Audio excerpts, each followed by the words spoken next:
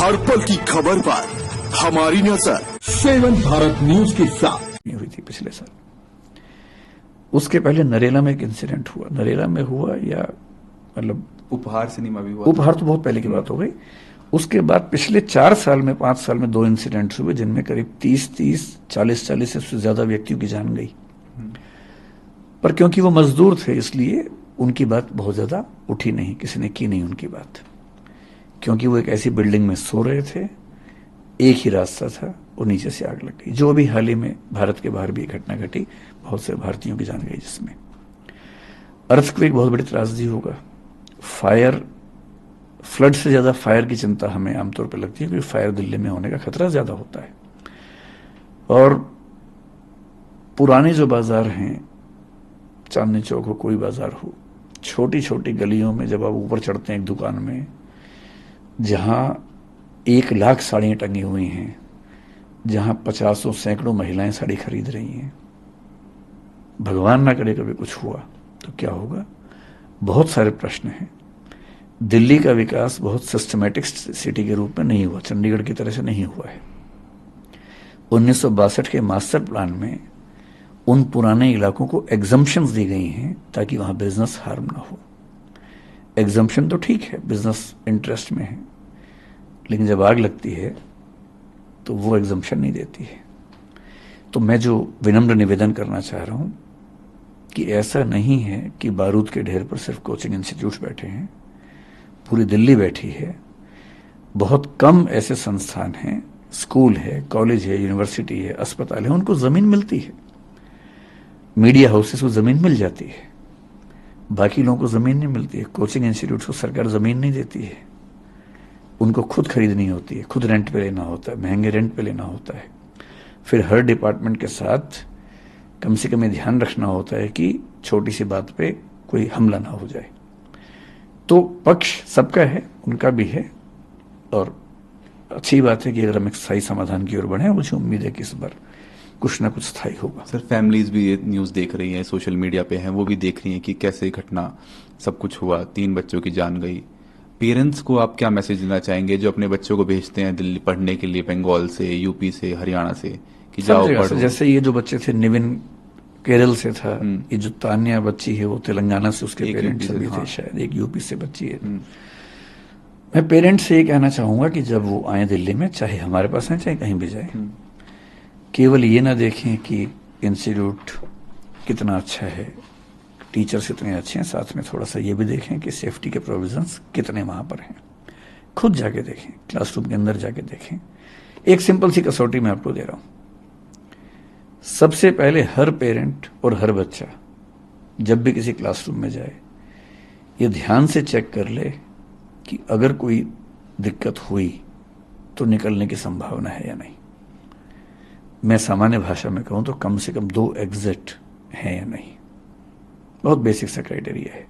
मैं जानता हूं कि ये कहने के बाद बहुत सारे इंस्टीट्यूट मुझसे नाराज हो जाएंगे, वो मुझे शायद बिरादरी से बाहर कर देंगे, लेकिन मैं साफ कह रहा हूं, जिस क्लासरूम में, बिल्डिंग में निकलने के 2 रास्ते ना हो, 2 या 2 से ज्यादा, वहां आपको क्लास नहीं करनी चाहिए। अगर वो हमारा भी है तो हमारे पास भी नहीं करनी चाहिए। और अब से एक नई बात यह है कि बेसमेंट, तो हम अभी ये सुनिश्चित करेंगे कि, मतलब बाकी राज्यों में बेसमेंट को लेकर ऐसे कठोर नियम शायद नहीं है, लेकिन हम कोशिश करेंगे कि हर जगह इस नियम को लागू करें। सर, आपने जो प्रेस रिलीज थी वो जारी की, उसमें आपने एक सुझाव भी दिया कि सरकार दिल्ली में 3 से 4 क्षेत्रों को चुनकर उन्हें कोचिंग स्थानों के लिए नियत करे। इस पे भी बात हुई एलजी साहब के साथ आपकी। नरेला के लिए जो डीडीए के वाइस चेयरमैन हैं शुभाशीष पंडा जी, उन्होंने बात आज भी रखी, और वो कह रहे हैं कि वहां पर हजारों की संख्या में घर तैयार हैं। जो कोचिंग इंस्टीट्यूट बनाने की बात है, हम आपको लैंड भी दे सकते हैं अगर आप कहेंगे, तो हम ऐसे बिल्डर से बात करेंगे जो आपको बना के दे देंगे। तो वो, मतलब अब देखते हैं कि कितना व्यावहारिक सब लोग स्वीकार कर पाते हैं, लेकिन एक प्रस्ताव तो दिया। उन्होंने रोहिणी की बात भी की, पर यह कहा कि रोहिणी में हमारे पास बने बनाए फ्लैट्स नहीं है, तो हमें उसमें थोड़ा सा टाइम लगेगा, लेकिन 1 से 1.5 साल में उम्मीद है कि कहीं ना कहीं एक ऐसा हब बन जाएगा। एक डेथ्स को भी लेकर सर काफी सवाल उठ रहे हैं कि 3 स्टूडेंट्स नहीं थे, 3 से ज्यादा थे, और कहीं ना कहीं मौतों को छुपाया जा रहा है। फिर एक इसका काउंटर आर्ग्यूमेंट ये भी आता है कि भाई जो लोग मरे हैं, जो बच्चे मरे हैं, स्टूडेंट्स मरे हैं, उनके पेरेंट्स और फैमिली सामने नहीं आ रहे हैं। दरअसल जब मुखर्जी नगर में ऐसा हुआ पिछले साल आग जब लगी, तो उस दिन भी ऐसा हुआ, अफवाह फैल गई कि शायद 15, 20, 30 बच्चों की डेथ हुई है और सरकार छिपा रही है।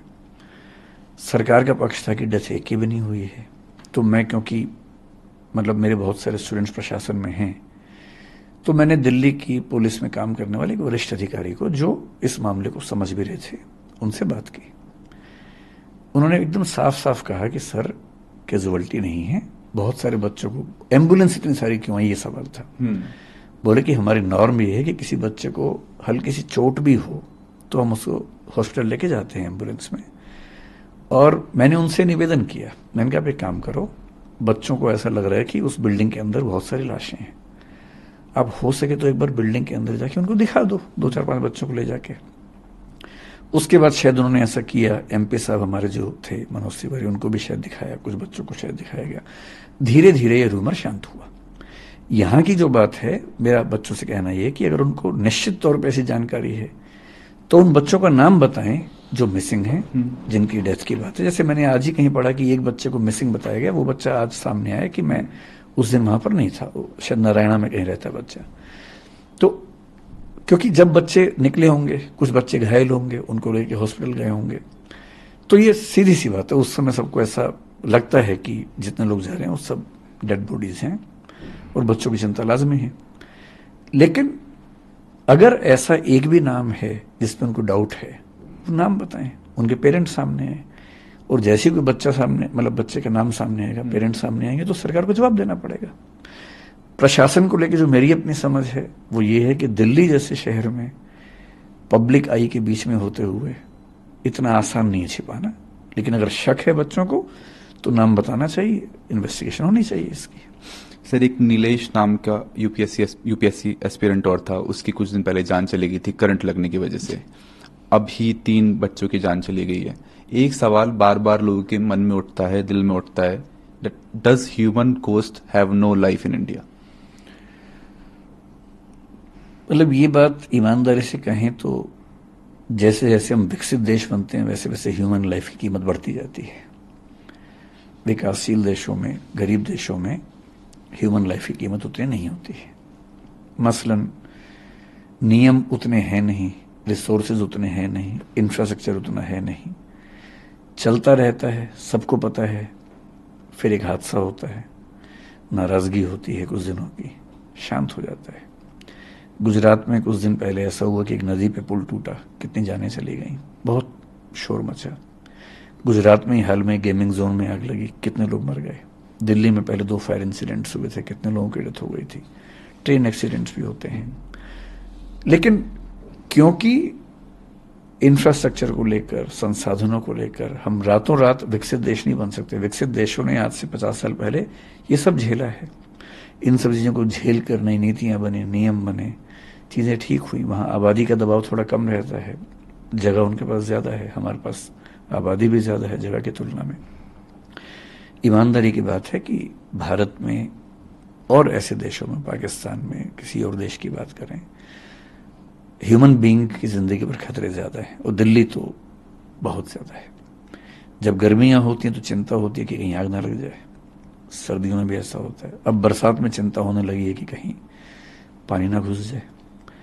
दिवाली आते आते अगले 4 महीने चिंता है कि जिसको लंग्स में दिक्कत है, अगर किसी को मतलब अगर लंग्स से दिक्कत है तो बस वो बच जाए, क्योंकि पॉल्यूशन का लेवल इतना ज़्यादा होता है। तो निस्संदेह दिल्ली में जिंदा रहना भी एक चैलेंज होता है, चुनौती है। सर, स्टूडेंट्स जो प्रोटेस्ट कर रहे हैं उन्हें देख के लग नहीं रहा है कि उनका आक्रोश आने वाले 3-4 दिनों में कम होने वाला है। जब तक कोई सॉलिड उन्हें या तो प्रूफ नहीं मिलेगा कि सरकार कोई कदम उठा रही है या कोई जस्टिस का कोई उन्हें रे ऑफ होप नहीं दिखेगा, तब तक लग नहीं रहा कि वो एक कदम पीछे लेने वाले हैं। अच्छी बात है कि आज की मीटिंग में 5 या 6 बच्चे जो उस मूवमेंट में हैं वो भी आए हुए थे, उन्हें दिल्ली पुलिस लेके आई थी। वो भी इस पूरे प्रोसेस के भागीदार हैं, और जो कमेटी बन रही है उस कमेटी में बच्चों का पार्टिसिपेशन भी है। एक बार मैं आपको उस कमेटी में कौन कौन है अगर आप बता पाएं तो? बच्चे, एलजी साहब ने जो उस समय कहा था, मैं बहुत एग्जैक्टली ध्यान नहीं कर पा रहा हूँ, लेकिन 4-5 इंस्टीट्यूट्स के लोग थे, जिनमें एक मैं भी था। बच्चों की तरफ से 1 या 2 लोग रहने वाले हैं। जो दिल्ली के चीफ सेक्रेटरी हैं, मेरे ख्याल से वो कमेटी के चेयरमैन होने वाले हैं, और अगर मैं ठीक याद कर पा रहा हूं तो एमसीडी के कमिश्नर और डीडीए के वीसी या उनके प्रतिनिधि उस कमेटी में होंगे, और दिल्ली फायर सर्विस के भी। सर, ये इंटरव्यू खत्म करना चाहूंगा, आपका एक आखिरी मैसेज, जो बच्चे जो प्रोटेस्ट कर रहे हैं, जो न्याय की मांग कर रहे हैं, आप उनसे एएनआई के थ्रू क्या कहना चाहेंगे? आखिरी मैसेज। मैं कहना चाहूंगा कि ये जो आक्रोश है ये बहुत रैंडम ना रहे, एक व्यवस्था सुधारने का माध्यम बने, और उसमें कुछ लोगों को कीमत चुकानी होगी, उनको चुकानी चाहिए, चाहे वो हम हों, चाहे एमसीडी वाले कोई भी हो। और अगर इस आक्रोश की बदौलत वो दिल्ली में एक ऐसी रेगुलेटरी बॉडी बनवा लेते हैं कोचिंग इंस्टीट्यूट्स के लिए, जो सब चीज़ों का नियमन करे, हॉस्टल्स के बारे में भी ध्यान से उनकी शिकायतों को सुने, समाधान करे, और यदि कोई एक ऐसा प्लेस मिल जाता है, क्योंकि कोचिंग इंस्टीट्यूट्स की वहाँ कॉस्ट काफ़ी कम होगी। अभी करोल बाग वगैरह में किराए इतने ज़्यादा हैं कि उनकी भी बहुत दिक्कतें हैं। ऐसा नहीं है कि उनके पास परेशानियाँ नहीं हैं। जब नई जगह पे होंगे, किराए उनके बहुत कम हो जाएंगे, खर्चा भी कम हो जाएगा, फीस भी कम हो जाएगी, रहने की दुविधा भी कम हो जाएगी, हवा धूप वो सब चीज़ें भी मिलेंगी। तो अब मतलब वो कहते हैं ना कि दुष्यंत कुमार की भाषा में कि हो चुकी है पीर पर्वत सी पिघलनी चाहिए, पीड़ा जो है पहाड़ जैसी हो गई है, इस हिमालय से कोई गंगा निकलनी चाहिए। ये बच्चे भगीरथ बन सकते हैं, इस हिमालय से गंगा निकाल सकते हैं, और इस मामले में मैं खुल के कह रहा हूं कि मैं उनके साथ हूं, इसमें कोई दुविधा नहीं है। और साथ में इतना ही नहीं, बल्कि मैंने आज एलजी साहब से भी बात की। एलजी साहब ने निवेदन किया कि जिन बच्चों की मृत्यु हुई उनके माता पिता की स्ट्रगल्स भी हैं, तो हम तो सरकार की तरफ से जो मदद कर सकते हैं करेंगे, आप लोग भी करेंगे तो अच्छा होगा। मैंने उनको वायदा किया एलजी साहब को कि हम आगे बढ़ के मदद करना चाहेंगे, बशर्ते कि उनके पेरेंट्स ऐसा चाहें, उनको अपमान ना लगे। तो हम आज या कल में उन बच्चों से मिलेंगे, उन बच्चों के थ्रू उन बच्चों के पेरेंट्स से मिलेंगे जिनकी मृत्यु हुई, बात करेंगे। यदि संभव हुआ तो हम कोशिश करेंगे उनके घाव पर थोड़ी सी मरहम लगा सके। सर, बहुत बहुत शुक्रिया नहीं से बात करने। बहुत धन्यवाद, बहुत बहुत धन्यवाद। भारत न्यूज संवाददाता, हर पल की खबर पर हमारी नजर। उत्तर प्रदेश के सभी जिलों से इच्छुक उम्मीदवार खबरों व विज्ञापन के लिए संपर्क करें। ऐसी ही छोटी बड़ी तमाम खबरों के लिए चैनल को लाइक करें, सब्सक्राइब करें, शेयर करें, बेल आइकन प्रेस करना ना भूलें।